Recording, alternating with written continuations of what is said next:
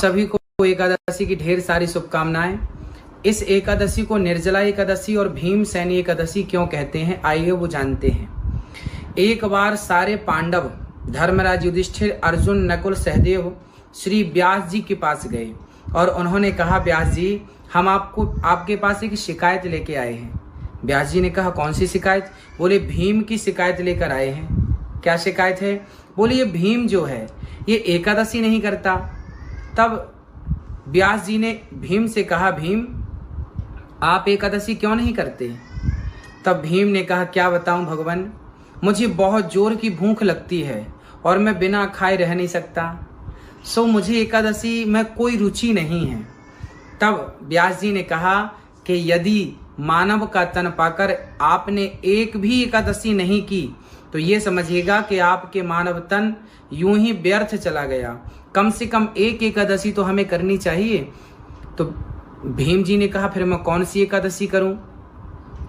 तब उन्होंने कहा कि ज्येष्ठ मास की यह एकादशी जो निर्जला एकादशी के नाम से जानी जाती है, इस एकादशी को यदि आप कर लेंगे तो आपको संपूर्ण सारी एकादशी करने का फल प्राप्त हो जाएगा। फिर आप साल में इस एक एकादशी को कर लिया करें, अन्य एकादशी करने की फिर आपको जरूरत नहीं पड़ेगी।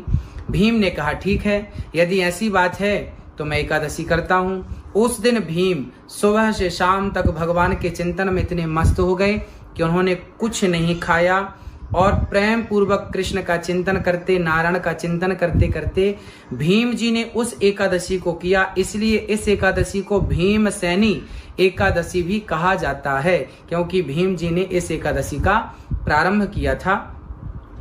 एकादशी हर महीने में 2 एकादशी होती हैं और हर एकादशी कल्याणकारी होती है।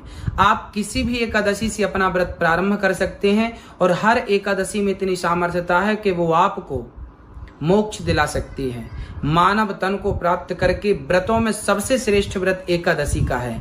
इसलिए हम सभी परिवार में सभी लोगों को, यदि कोई बुजुर्ग है तो उसको छोड़कर, बच्चे हैं उनको छोड़कर, यदि सामर्थ्यता है तो हम सभी को रोज हर महीने की हर एकादशी का पालन करना चाहिए। एकादशी के दिन सबसे पहले जल्दी उठ जाएं, स्नान करें, सूर्य भगवान को जल चढ़ाएं और प्रेम पूर्वक भगवान का चिंतन, लड्डू गोपाल जी को स्नान कराना, दूध से, दही से, घी से, शक्कर से, शहद से स्नान कराओ, पंचामृत से बढ़िया उन्हें तुलसी का दल चढ़ाओ। एकादशी के दिन क्या करना है कि तुलसी पहले ही एकादशी के पहले, जैसे आज एकादशी है तो एक दिन पहले हमें तुलसी तोड़ लेनी चाहिए और तुलसी से एकादशी के दिन गोपाल जी का अभिषेक करना चाहिए। बढ़िया, कृष्णाय नमः, नारायणाय नमः, नारायणाय नमः, नारायणाय नमः।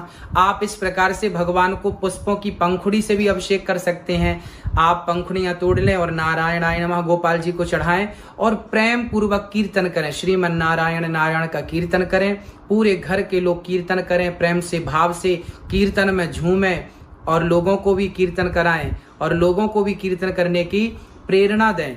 और इस प्रकार एकादशी पूर्ण होने पर द्वादशी के दिन अर्थात दूसरे दिन चावल जरूर खाएं। दूसरे दिन चावल खा के ही एकादशी का व्रत पूरा करना चाहिए। एकादशी के दिन चावल नहीं खाना चाहिए, पर द्वादशी के दिन चावल खा के ही व्रत को पूरा करना चाहिए, त्रयोदशी लगने के पूर्व। ये संपूर्ण एकादशी की महिमा आपको सुनाई गई। अधिक से अधिक कीर्तन, भगवान से सच्चा प्रेम ही सच्चा व्रत है। आप सभी को एकादशी की पुनः शुभकामनाएं। जय श्री कृष्णा, जय श्री राधे। श्यामली ठाकुर जी का प्रश्न है, एकादशी का व्रत शुरू करना है तो कैसे करें? एकादशी का व्रत किसी भी एकादशी से स्टार्ट कर सकते हैं।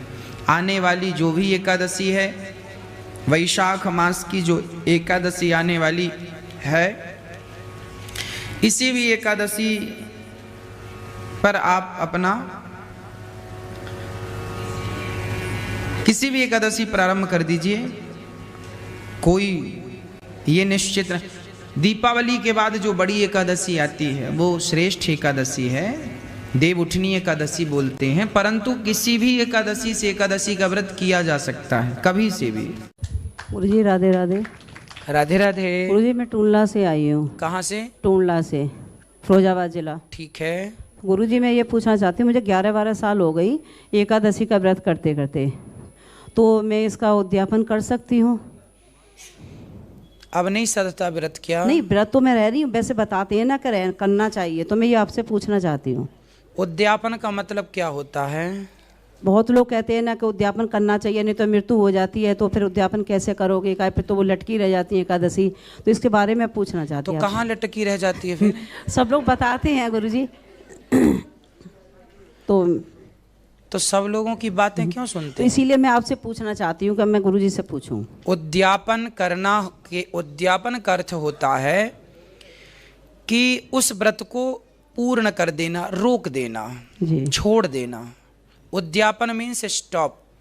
ठीक है, यदि उद्यापन करना ही है, छोड़ना ही है, जी। तो एकादशी को क्यों? झूठ का उद्यापन कर लो, जी। कपट का उद्यापन कर लो, क्रोध का उद्यापन कर लो। ना जाने कितनी बुराइयां हमारे अंदर हैं। पूछो दुनिया वालों से कि एकादशी का उद्यापन तो करने लग गए, बताओ कि अपनी बुराइयों का उद्यापन कब करोगे, कब छोड़ोगे अपनी बुराइयां? इसलिए अच्छे काम में लोग जरूर, अक्सर कोई मर जाए घर में तो चाय पीना नहीं छूटेगी, खाना पीना नहीं छूटेगा, पर व्रत उपवास पहले छोड़ दो। मतलब कितनी घटिया लोगों की सोच हो गई है। कोई मर जाता है ना घर में तो लोग खाना नहीं छोड़ते, निंदा चुगली बुराई नहीं छोड़ते, पर एकादशी के दिन कोई मर गया, अब एकादशी छोड़ दो। जन्माष्टमी को मर गया, अब जन्माष्टमी छोड़ दो। रामनवमी को मर गया, रामनवमी छोड़ दो। तो क्या रामनवमी को मरा था तो आप लोग रामनवमी को खाते नहीं है? नहीं गुरुजी, व्रत तो हम लोग रहते हैं, पर पूजा नहीं करते। चाय सारी पूजा करनी, पूजा क्यों छोड़ दी? सवाल हमारा आपसे। ये कहते हैं ना सूतक लग जाते तो पूजा नहीं करनी चाहिए। सूतक 13 दिन तेरही होने के बाद, अच्छा, तेरही होने के बाद कर सकते हैं सब चीजें। पर कुछ लोग ना 10 साल पहले एकादशी को कोई मर गया था तो अभी तक एकादशी नहीं कर रहे हैं, ऐसा भी लोग आप देखे होंगे। तो वो सब चीजें अंध चीजें, इसी को अंधश्रद्धा, अंधविश्वास, यही है सनातन संस्कृति का बिना लॉजिक का काम करते हैं आप लोग। जबकि हमारे सदग्रंथों में ये बातें कहीं नहीं लिखी। हमारे यहाँ तो श्रद्धा को महत्व दिया है, और भगवान की भक्ति तो कभी नहीं छोड़ना। कोई मरे कोई जिए, ये तो परमात्मा की खेती है। उद्यापन एकादशी का नहीं, झूठ कपट का। जिस दिन मरें उस दिन भी एकादशी करके ही मरें। और एकादशी कहीं लटकी नहीं रहती। ये लोगों की जो झूठी बातें हैं, ये निकाल दो अपना कचरा दिमाग से। इसीलिए तो मैंने आपसे पूछने के लिए खड़ी हुई। ठीक है, जो आपसे कहे उससे कहना कि करने दो हमें एकादशी, तुम्हारे घर आ रहे हैं फलाहार करने। गुरुजी एक सवाल और है। बोलो। गुरुजी, आप जैसे बच्चे सब हो जाए तो ये माता कैसे यहाँ पे आई थी? हाँ? जो जैसे आप जैसे बच्चे हो, तो जैसे ये सब बच्चे ऐसे हो जाए, माता क्यों भटकती फिरे? सब बच्चे हो जाएं तो बहुत अच्छी है, अच्छी बात है। गुरुजी, आप पहले से ये संस्कार होते आपके, आप आते तो ये मतलब ये माता ऐसे नहीं भटकती। आज मैंने रोते हुए माँ को बहुत देखा, बहुत मैं भी उनके साथ में रोई गए। जी जी जी। मुझे बहुत दुख लगा। मैंने बच्चे कैसे हैं जो अपनी माँ को नहीं रख रहे हैं, तो ये कैसे ऐसे संसार चलेगा? देख लीजिए अब संसार का ये हाल है। जो इस बात में मुझे बहुत दुख हो रहा है कि मैं माता को ऐसे निकाला जा रहा है, तो कैसे ऐसे संसार चलेगा? देख लीजिए अब हम तो देखो जो हम बन पड़ता है, समझाते भी हैं आपको, संस्कार भी देते हैं आपके बच्चों को, और करते भी हैं। हम तो कह के भी बताते हैं और करके भी बताते हैं। गुरुजी, आप भी तो माँ के बच्चे हो ना? बिल्कुल। तो ऐसे बच्चों को सबको ऐसे सोचना चाहिए। देख रहे होंगे टीवी पे, चैनलों पे, सब पे। हाँ। तो ये क्या देख रहे हैं? तो ये बच्चे जो देख रहे हैं ना, वो लोग अच्छे हैं। जो कथा सुन रहे हैं वो अपनी माँ को नहीं निकाल रहे हैं। जो कथा से दूर हैं, अभी कोसों दूर हैं, वही ऐसे उत्पात मचा रहे हैं।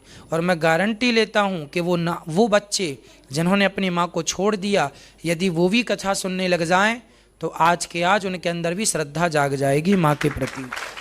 गुरुजी, मैं तो देखती हूँ ना, मैं अपनी रिश्तेदारियों में सब पे डालती हूँ, अपने बच्चों पे। बिल्कुल, आप लोग सबको बताया करिए कथा के बारे में। डालती हूँ और सबके मैं चैनल वो करवा दे रखी हैं। बिल्कुल बिल्कुल। ठीक गुरुजी, राधे राधे। खुश रहिए। बहन जी को देना माइक। अच्छा, खड़े हो जाइए।